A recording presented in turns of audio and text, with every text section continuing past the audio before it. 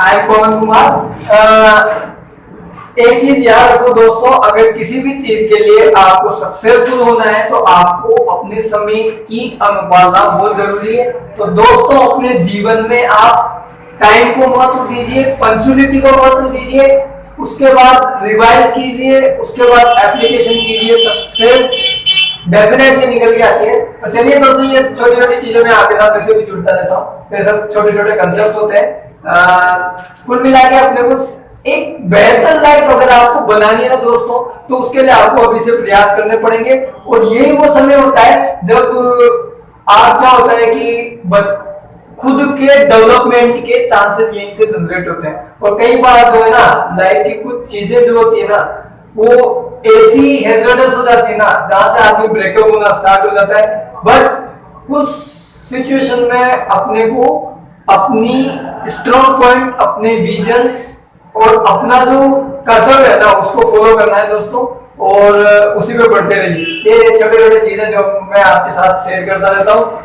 कुल मिला के दोस्तों, पंचुअल बने रहिए, मैं आपके साथ जुड़ा हूँ, एक एक पॉइंट पर मिलकर काम करेंगे, एक एक चीज को समझेंगे, उसको अप्लाई करेंगे, सक्सेस निकल के आती है दोस्तों। ठीक है, चलिए दोस्तों, हमारा जो पिछला टॉपिक जो चल रहा था, इसी पे आता हूँ। एक दो मिनट मैंने आपके साथ कुछ चीजें डिस्कस की दोस्तों। तो चलिए दोस्तों, अपना जो पिछला टॉपिक चल रहा था, पहली जो हमारी यूनिट चल रही है, उसका फोर्थ टॉपिक मैं आपके साथ डिस्कस कर रहा हूँ, strength and type of materials. इसमें सबसे पहले हम स्ट्रेंथ को डिस्कस कर चुके हैं, फिर मैंने बताया कि मटेरियल क्यों इंपॉर्टेंस होता है, या मटेरियल से हमारे मेंबर, स्ट्रक्चरल मेंबर्स, फिर हम उनके सेफ्टी इश्यूज को देखते हैं, फैक्टर ऑफ सेफ्टी को देखते हैं, कंफर्ट जोन को देखते हैं, फिर हमारा स्टेबल स्ट्रक्चर को देखते हैं, और भी कई ऐसे पैरामीटर जो मैं आपके साथ डिस्कस करूंगा। तो चलिए दोस्तों, हम जो बात कर रहे थे, डिफरेंट टाइप ऑफ मटेरियल की बात कर रहे थे, जिसके अंदर हमने सबसे पहले फर्स्ट पढ़ लिया था हमने होमोजीनियस मटेरियल। ठीक है, इसको मैंने क्या बनाया था कि जो इसका पेरेंट जो मटेरियल है, पदार्थ का जो मूलभूत स्वरूप है, जो पदार्थ का जो पेरेंट स्ट्रक्चर है, वो सेम रहता है। ठीक है, इसको मैं अगर बोलता चाहूं तो ये मटेरियल जो होमोजीनियस जो मटेरियल होते हैं, ये सेम मटेरियल होते हैं। ठीक है, as a point to point इस मटेरियल की प्रॉपर्टी सेम होती है, लाइक वुड। ठीक है, ये हो गया। सेकंड जो हमने डिस्कस किया था, हेटेरोजीनियस मटेरियल। अब इसके अंदर हमने क्या डिस्कस किया था, हेटेरोजीनियस मतलब एक से मोर देन वन मटेरियल, एक या एक से अधिक पदार्थों से मिलकर जो पदार्थ का स्वरूप बना, उसको हमने क्या बोला, हेटेरोजीनियस मटेरियल, लाइक आरसीसी। और भी चीजें मैं इसके साथ डिस्कस करूंगा आने वाले कुछ लेक्चर्स में। हम इनको बेसिकली डेप्थ, इसके पैरामीटर, क्यों हम इसको स्टेबल देते हैं, और भी कई ऐसी चीजों को आपके साथ शेयर करूंगा। तो दूसरा जो था हेटेरोजीनियस मटेरियल था। थर्ड हम डिस्कस कर रहे थे, ठीक है दोस्तों, पॉज करके लिख सकते हैं, मैंने पहले भी करा चुका हूं। तो जो थर्ड जो पॉइंट आया था हमारा, आइसोट्रोपिक मटेरियल। इसको मैंने कैसे डिफाइन किया था, देखो मटेरियल कौन सी कैरेक्टरिस्टिक या किस चीज की डिफरेंट टाइप ऑफ मटेरियल पढ़ रहे हैं। ठीक है, तो मटेरियल के अकॉर्डिंग पढ़ रहे हैं, हमें स्ट्रक्चर को सेफ्टी प्रोवाइड करना है, तो इसकी कैरेक्टरिस्टिक किस पे बेस्ड है, इलास्टिसिटी पर। इलास्टिसिटी क्या होती है दोस्तों, जब किसी मेंबर या स्ट्रक्चर पे लोड या फोर्सेस लगते हैं तो मेंबर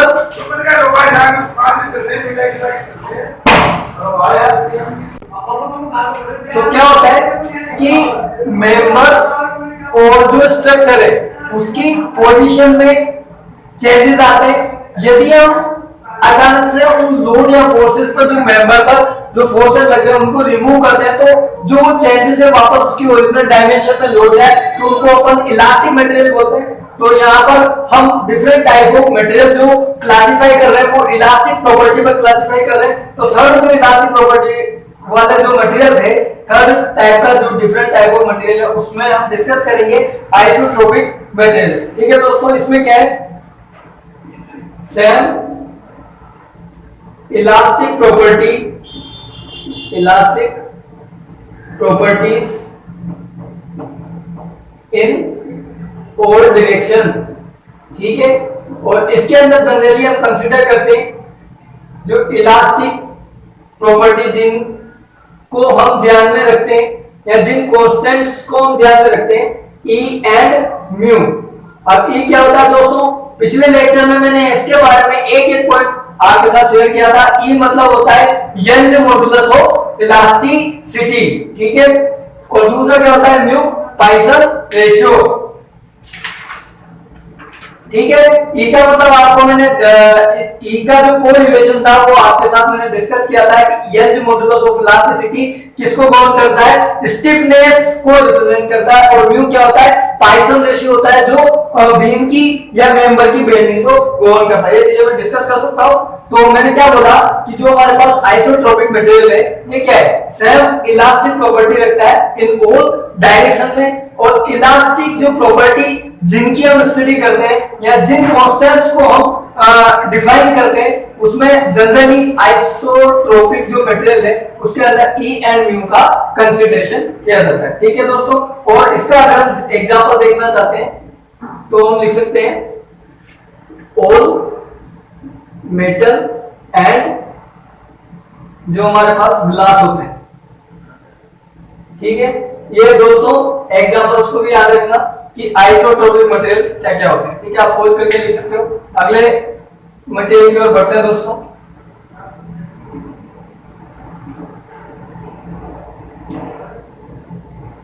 जो फोर्थ टाइप का जो हमारे पास आता है वो एन आइसोट्रोपिक मटेरियल होता है दोस्तों।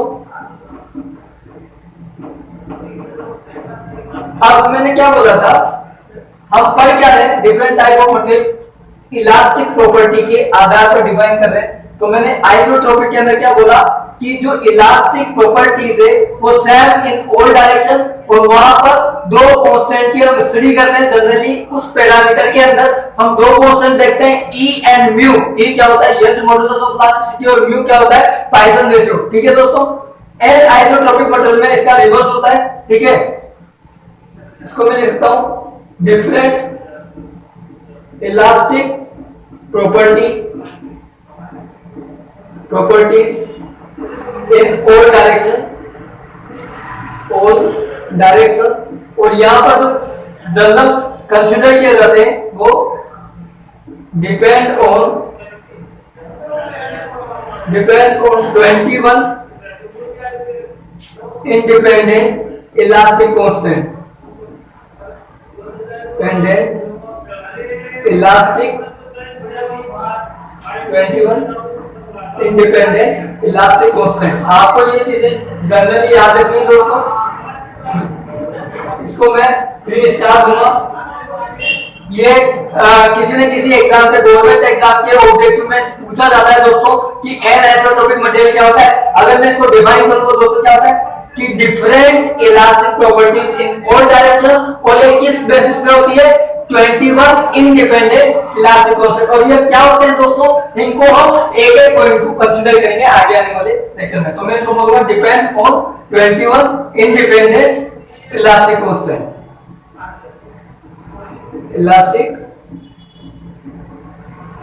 कांस्टेंट, ठीक है। आप खोज करके लिख सकते हो।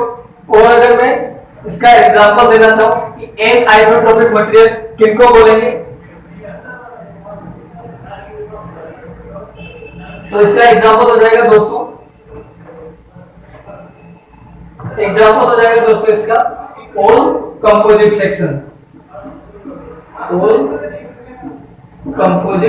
सेक्शन, ठीक है दोस्तों। ये हो गया। अब जो लास्ट बचा फिफ्थ टाइप का जो हमारे पास मटेरियल आता है उसको हम डिस्कस करते हैं दोस्तों। फिफ्थ होता है हमारे पास ऑर्थोट्रोपिक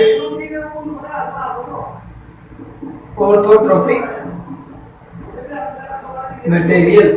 इसमें भी वही कंसेप्ट लगता है, different elastic property in all directions. सबसे पहले मैं इसको डिफाइन करूंगा कि ऑर्थोट्रोपिक मटेरियल किसको बोलेंगे।